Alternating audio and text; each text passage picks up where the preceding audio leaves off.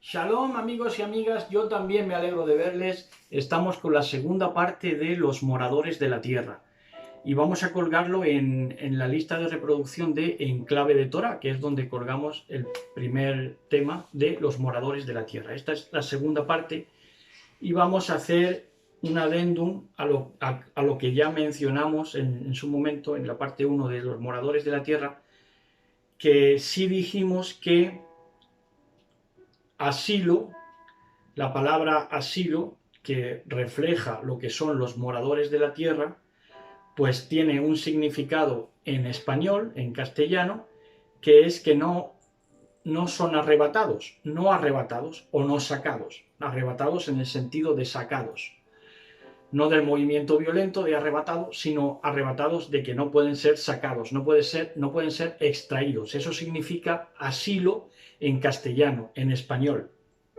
Pero lo que se nos quedó un poco en el tintero fue también mencionar que asilo, si tomamos la palabra componiéndola en parte del castellano, en lo que es el prefijo a de no o de sin, y silo lo ponemos en el significado hebreo, sabemos que silo es el nombre del Mashiach antes de su encarnación.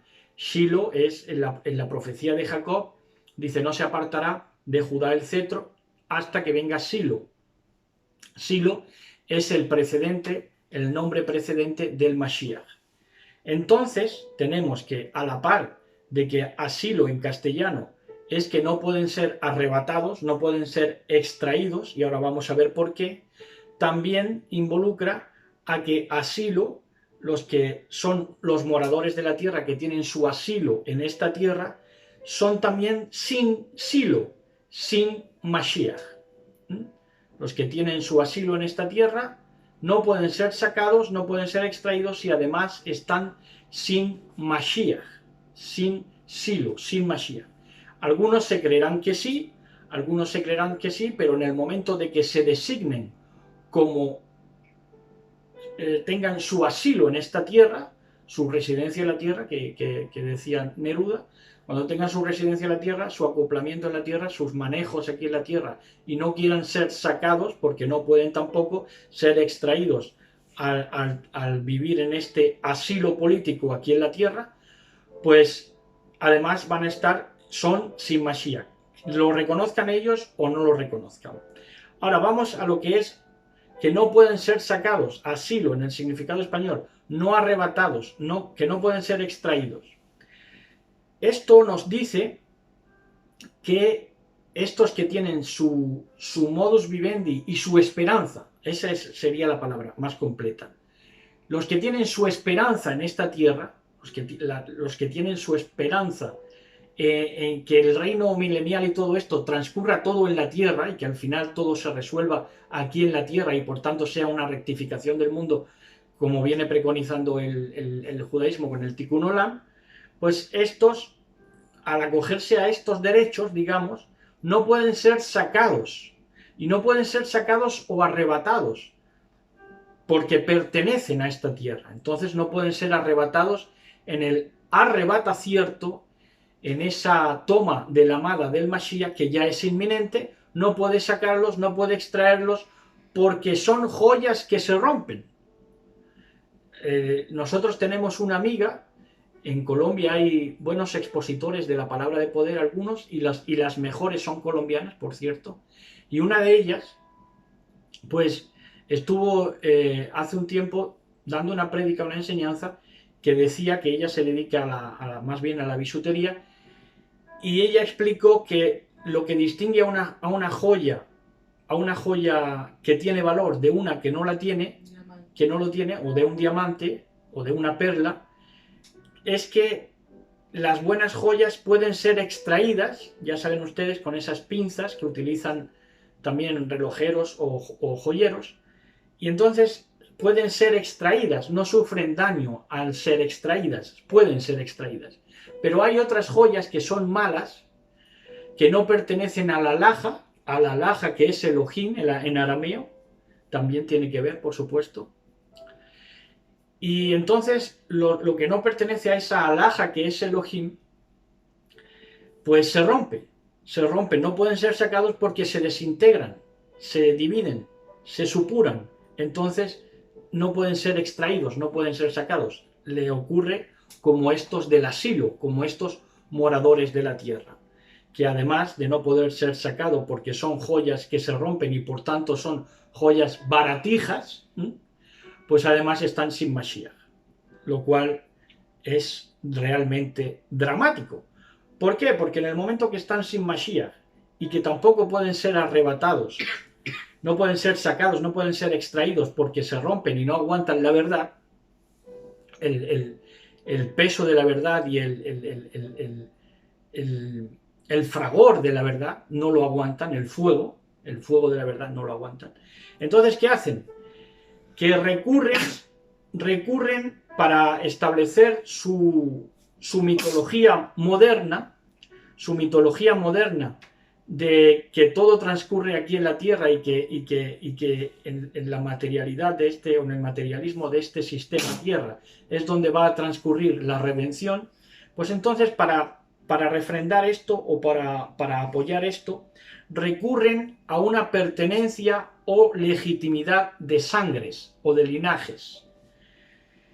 Entonces te meten lo que viene a ser y lo que viene siendo, al empezar a hablar de una pertenencia o legitimidad de linajes, ya te empiezan a hablar de etnias, de razas y de, por supuesto, lo favorecido que es el judaísmo respecto a las demás etnias o razas.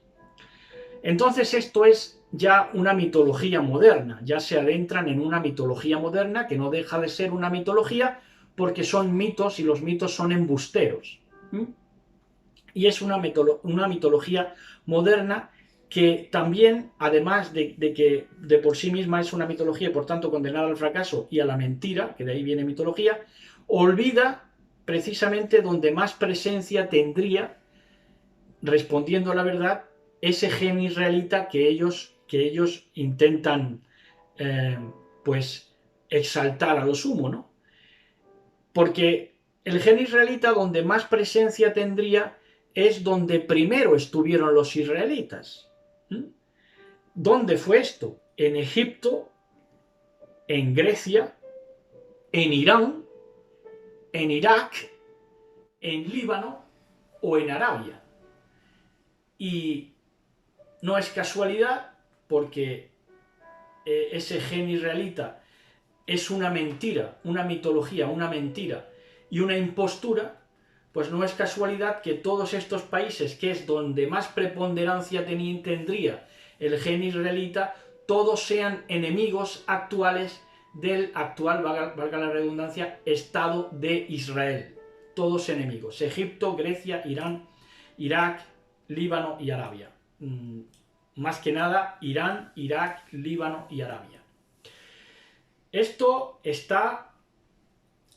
sí que es donde primeramente estuvo el gen israelita, ahí sí que hubo una primera redención o una redención de Israel, una redención y una junta de las dos casas, una unión de las dos casas. Ahí sí se produjo, porque esto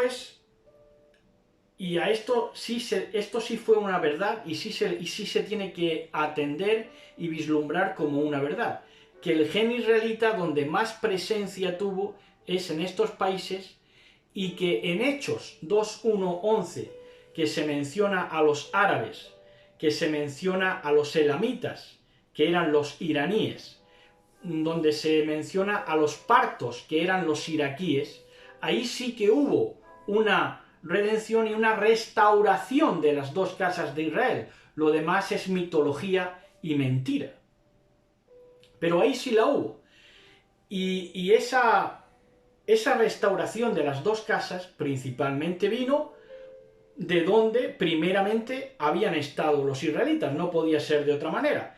Es como si aquí pusiéramos un balde, en las naciones pusiéramos un balde que sería en las naciones, un balde que sería más amplio que este recipiente, y lo llenáramos desde arriba.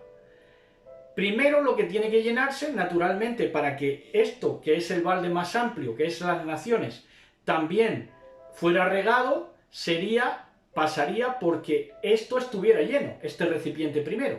Y eso es justamente lo que pasó. Primero se llenó, esa restauración tomó de donde habían estado los israelitas: Irán, Irak, Líbano o Arabia. Pero ¿qué pasa? Que las naciones ahora quieren, sin tener en cuenta esta restauración, decir que su restauración del balde más amplio es la que vale, cuando no le dan crédito a esa restauración que fue la más fidedigna y la más fácil de comprobar. Creo que el Ruach, el don del Ruach, nos está llevando a expresarnos con claridad. Entonces esto lo tienen ustedes en 2:1-11 de Hechos de los Apóstoles, y también en los capítulos sucesivos se incide en las profecías que son magnánimas y que son muy recurrentes, muy amplias y muy pues eso, amplias y fáciles de seguir y de rastrear, que tiene Hechos de los Apóstoles, que es donde está esto, la restauración de las dos casas, de Efraín y de Judá. Si se vivió en algún momento de la historia, fue ahí, en Hechos de los Apóstoles. Podríamos escribir un libro de los cumpliciertos proféticos que tiene Hechos de los Apóstoles al respecto de esta reunificación de Israel, después de la muerte y la resurrección de nuestro Mashiach. Pero sin embargo, ya digo, sin darle crédito a esa restauración que fue la más al por mayor y la más auténtica y la más fidedigna, ahora se quiere establecer una que simplemente indaga en legitimidades de sangre, cuando ya no se puede rastrear precisamente el rastro del ADN o biológico, y recurren a la mitología moderna, olvidando la verdad de la restauración primera, que es la que se efectuó, y ya digo, la más fácil de comprobar. Entonces, pues esta mitología moderna les llevó esta mitología moderna que quieren establecer en base a la raza, lo que ya está más que desfasado, hablar a estas alturas del siglo XXI de raza, pero sin embargo en los círculos mesiánicos o judeocristianos todavía se habla de esto. Y esta mitología moderna les ha llevado a lo que son tres paquetes, o tres en un pack, tres componentes en un pack, que sería, esa mitología moderna, mentira, les lleva al sionismo de Herzl, que es la política askenazi que domina sobre el mundo, porque tiene el componente del despotismo ilustrado, que fue revolución francesa masónica, judía, por supuesto. Entonces, ese sionismo herzeliano tomó del despotismo ilustrado, que fue ni más ni menos que una revolución judía. Y esa revolución judía no se quedó en la Revolución Francesa, sino que fue a más hasta el día de hoy por medio de la literatura y de los medios de comunicación. Y entonces se instaló esa política askenazi de intereses sionistas herzelianos. Unido el despotismo ilustrado y esta política sionista, por supuesto, al satanismo anti-Mashiach, que ya está con data de 2000 años de antigüedad, de enemistad contra el Mashiach. No pueden tener al Mashiach porque no tienen silo, tienen su asilo, su asidero en esta tierra, porque son ratas de cloaca y lo que quieren es materialismo. Entonces, este pack son 3 en 1. Sionismo herzeliano, lo que viene a ser la política askenazi. ¿Qué creen? ¿Que los políticos de sus países son de indios, sus países son de negros, o nuestros países son no, nuestros países son de askenazis? Estamos gobernados en todos los países por askenazis, los blanquitos de piel, los más cuidados de aspecto, los más rubizcanos, los más incluso en países indios o países de mayoría negra. Esto es así. Y toma, como digo, es un pack de sionismo herzeliano, que es política askenazi, despotismo ilustrado al por mayor, porque este despotismo se impone en la literatura y en los medios de comunicación actual, con lo cual no tiene no tiene una dialéctica de que se le pueda rebatir, porque es lo que hay y es lo que te enseñan. Quien sale ahí es conforme a sus intereses. Y satanismo antimachía, repetimos, 2000 años de enemistad. Esto no es una broma.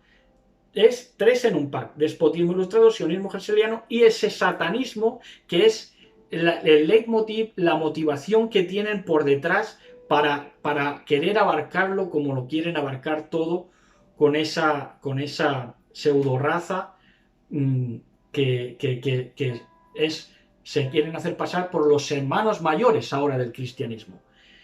Y ese satanismo anti-Mashiach ya dura 2000 años de enemistad fraguada por este poder y por esta mitología, por esta mentira, por estos moradores de la tierra. Y los moradores de la tierra tienen, porque está en su decreto y en su lógica, que morder el polvo, como la serpiente. Y estos moradores de la tierra entonces se acogen, toman asilo al materialismo. Y entonces han formado también, por si fuera poco, un sistema económico que se da en llamar la pirámide Illuminati. Sobre todo tiene lugar en la economía. La pirámide Illuminati no está tan presente siquiera en la cultura como en la economía. En la economía se hace ya cuasi omnímoda, cuasi omnipresente. Sistema económico de estos moradores de la tierra acogidos al materialismo, sistema piramidal Illuminati, en el que primero están pues los que más poder tienen en cuanto a más asociados al satanismo anti-Mashiach. Y estos son los más premiados. Y estos son, por supuesto, pues en el pináculo está el sistema religioso, está el sistema bancario, y está pues todo lo que trabajan para esto, ¿no? Todo lo que trabaja para el crecimiento. El petróleo abarca mucho, ¿no? Y abarca muchas religiones también, porque a la postre, por ejemplo, el Islam, por medio del petróleo, sirve el petrodólar, y el petrodólar es eminentemente judío, por lo cual los árabes o los islámicos le están trabajando bajo cuerda al judaísmo, como también el cristianismo. Es un poder que ha abarcado mucho, porque también ha estado en la voluntad de nuestro Elohim bendito sea que así haya sido, para engañar a mucha gente, aún a los escogidos. Dice que ese poder es capaz de engañar. Bueno, pues tenemos esta parasitación satánica en el sistema económico del materialismo, una parasitación satánica que abarca pues todas las empresas, Monsanto con toda su jodienda de alimentos, y bueno, un montón de empresas que lo que nos dan a comer es bazofia, eso está claro. Aún así, la tierra es rica y produce, pero todo lo que esté etiquetado o sellado tiene la imagen de la bestia, que es el dólar. Así que esto es así. Bueno, pues el término que los cristianos incluso reconocen y al que le han fallado porque quieren ser moradores de la tierra mediante transgiversación del milenio y no ubicar las cosas proféticamente donde han debido, pues ahora están bailándole el agua a este poder. Pero la iglesia ha olvidado de dónde viene, que es eclesia, de la palabra eclesia, que la palabra eclesia es apartados, o por lo menos llamados afuera, la palabra eclesia. Entonces, no son arrebatados ni van a serlo los cristianos, porque han cogido asilo al materialismo, a esta fuerza antagónica, a esta fuerza anti-Mashiach. Pero estaban llamados a ser eclesia, a ser apartados, a ser llamados afuera, extraídos como joyas de valor. Pero sin embargo, les han fallado a eso. Y hasta aquí. Yo creo que es un tema que ha apoyado nuestra primera parte, y un tema que ha arrojado luz acerca de este movimiento profético, y que hay que estar al tanto y que hay que comprender. Primero se comprende y luego se pueden tomar medidas y se puede pues hacer estadismo contra este poder, ¿no? Saber por dónde flaquea y atacarle y también defendernos de él. Así que shalom a todos, buenas tardes, besos y abrazos para todos y todas.